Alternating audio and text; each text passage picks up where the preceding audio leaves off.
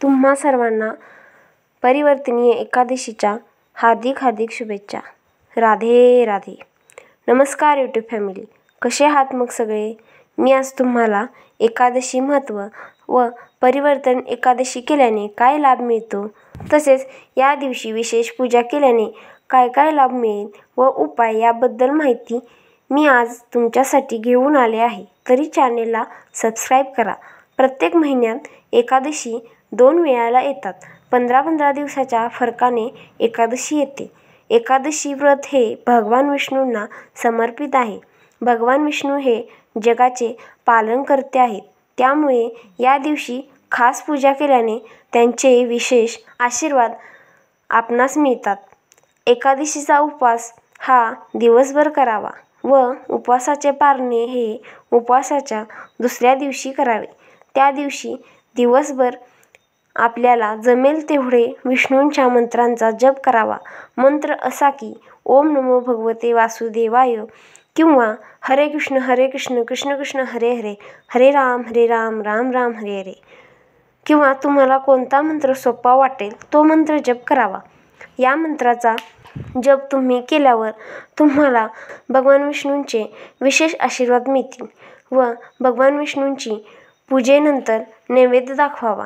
त्या नैवेद्यावर तुळशीपत्र घालावे।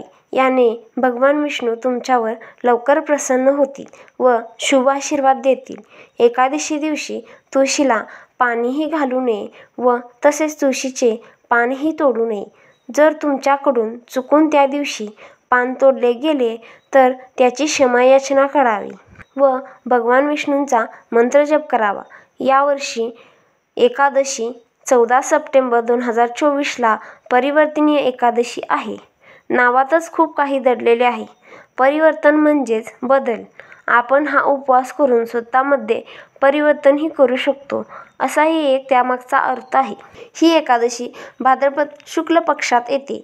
या एकादशीला परिवर्तनीय एकादशीही म्हणतात किंवा कल्याणकारी ही एकादशी म्हणतात, किंवा या एकादशीला जयंती एकादशी किंवा पद्मा एकादशी असेही म्हटले जाते। या एकादशीच्या उपवासाने व पूजाविधीने आपल्याकडून चुकून झालेली पापे नष्ट होतात, तसेच भगवान विष्णूंचे शुभ आशीर्वादही मिळतात। आपल्याला आपल्या जीवनात सुख समाधान ऐश्वर्यही मिळते, तसेच मान सन्मानही मिळतो।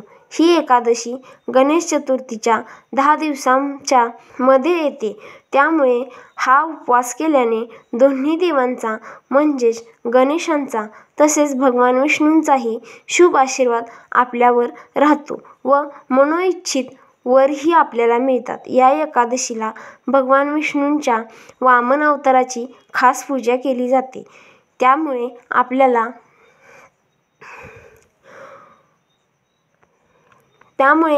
आपल्याला समाजात मान सन्मान तसेच घरात सुख समाधान व ऐश्वर्य मिळते। तसेच या उपवासामुळे संतान प्राप्ती व धन प्राप्तीही होते। त्यामुळे हा उपवास खूप खास मानला जातो। तरी तुम्ही हा उपवास करून या उपवासाचे महत्त्व आपल्याला करून घेऊ शकता। त्यामुळे तुम्ही हा उपवास नक्कीच करून पहा। जर तुम्हाला आमचे व्हिडिओज आवडत असतील तर लाईक, शेअर, कमेंट व चॅनेलला सबस्क्राईब करा व बेल आयकॉनवर क्लिक करा, जेणेकरून तुम्हाला आपल्या नवीन व्हिडिओजची नोटिफिकेशन येईल। गणपती बाप्पा मोरया, मंगलमूर्ती मोरया।